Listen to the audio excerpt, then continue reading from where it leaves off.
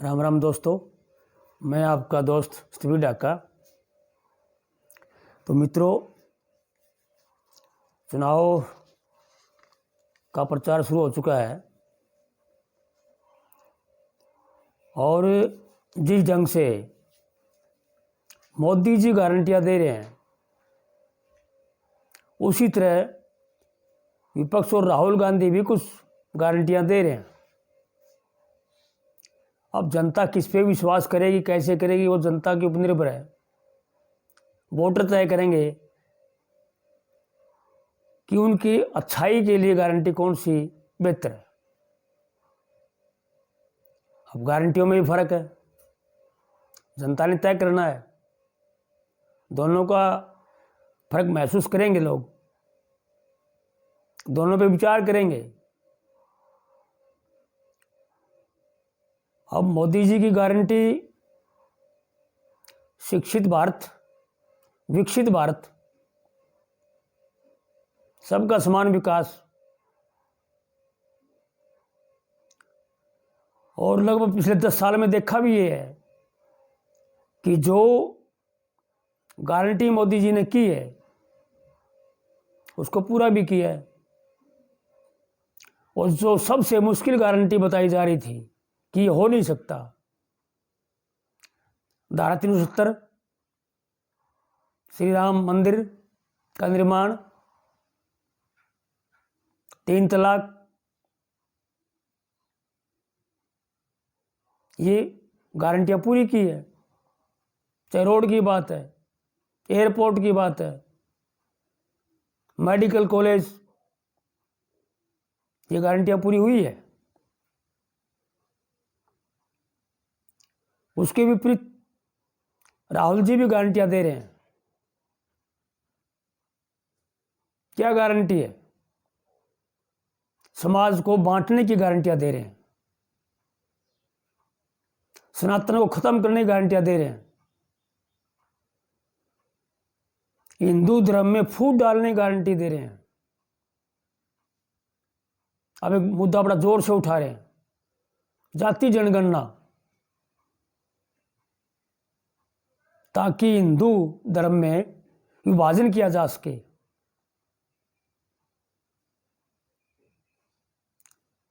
और पहले दलित की बात करते थे, अब वो टॉपिक छोड़ दिया है, अब ओबीसी की बात करते हैं कि देश में सबसे ज्यादा ओबीसी हैं। भाई, ओबीसी के लिए 65 साल में आप लोगों ने क्या किया, या दलित के लिए क्या किया?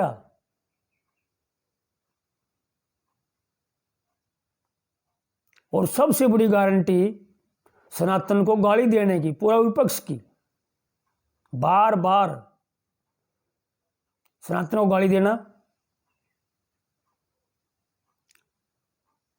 और आराध्य देवों का अपमान करना, ये उनकी एक प्रमुख गारंटी है, पूरा विपक्ष की गारंटी है ये।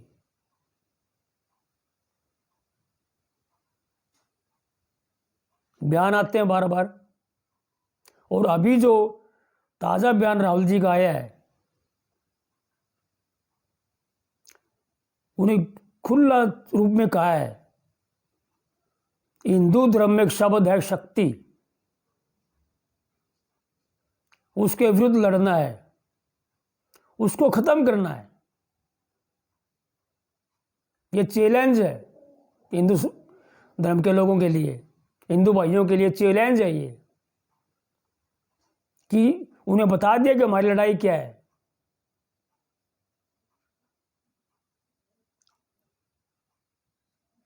हिंदू धर्म में महाशक्ति बोलते हैं हम, शक्ति एक उपासना है।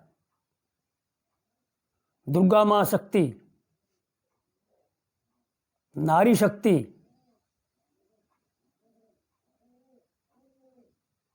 और दुर्गा मां के खिलाफ और नारी शक्ति के खिलाफ ही राहुल जी की लड़ाई है, ये कह दिया उन्होंने। पूरे विपक्ष की एक दिक्कत ये है कि एक हफ्ता के अंदर एक बयान तो उन्होंने देना ही है सनातन के खिलाफ। ताकि मुस्लिम वोट उनको मिले।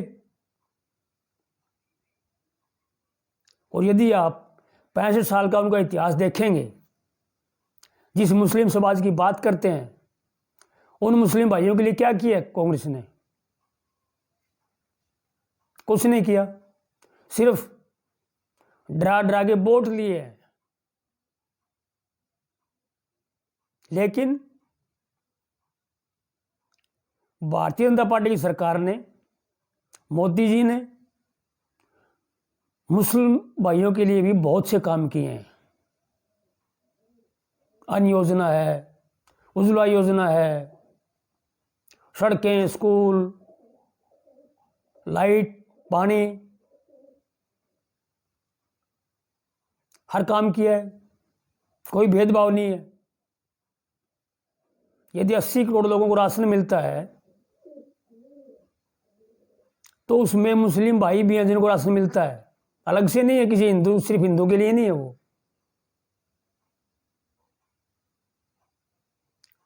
और कांग्रेस को पता चलने लग गया है कि मुस्लिम, जो गरीब मुस्लिम है, जो मेहनत करने वाले मुस्लिम, जो भारत, असली भारत के नागरिक मुस्लिम है, जो भारत की जय बोलते हैं, वे इनकी चाल में आने वाले नहीं है। और वो अभी बीजेपी की तरफ जा रहे हैं। इनका टेंडर सिर्फ कट्टरपंथियों के साथ रह चुका है। और जो इन्होंने ये बात बोली कि शक्ति के खिलाफ हमारी लड़ाई है, उसका रिजल्ट भी आया कर्नाटक में। हमारा एक दुकानदार भाई जो अपनी दुकान के अंदर हनुमान चालीसा चला रहा था,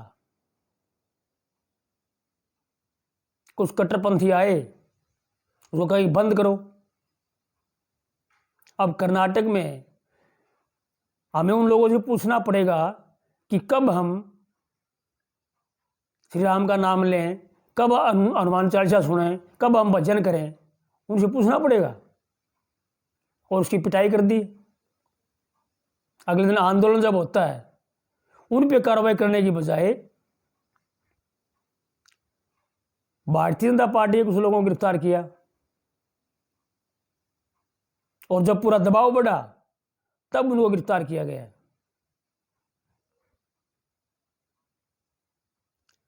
ये राहुल जी के बयान का ही असर है ना।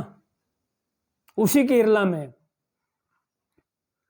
जब उनका एक राज्यसभा का सदस्य जीता, पाकिस्तान जिंदाबाद नारे लगते हैं।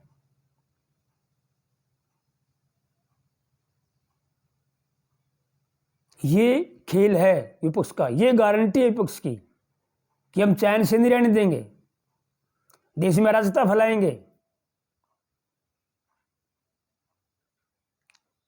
ये है उनकी गारंटी। समाज को बांटो, धर्म के नाम पे बांटो, और नाम ये लेंगे कि बीजेपी सांप्रदायिक है। और सांप्रदायिक काम कौन कर रहा है? ये विपक्ष कर रहा है।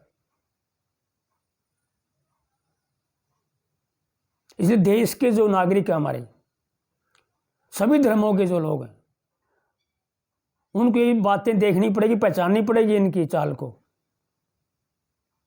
इनसे किनारा करना पड़ेगा कि देश को तोड़ना चाहते हैं, देश को बांटना चाहते हैं,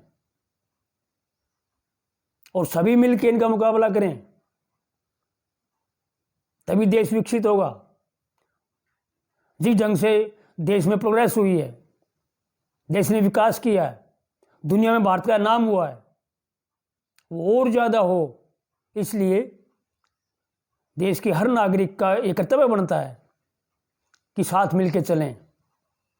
जो फूट डालने वाले लोग हैं, उनका साथ ना दें, उनका बहिष्कार करें।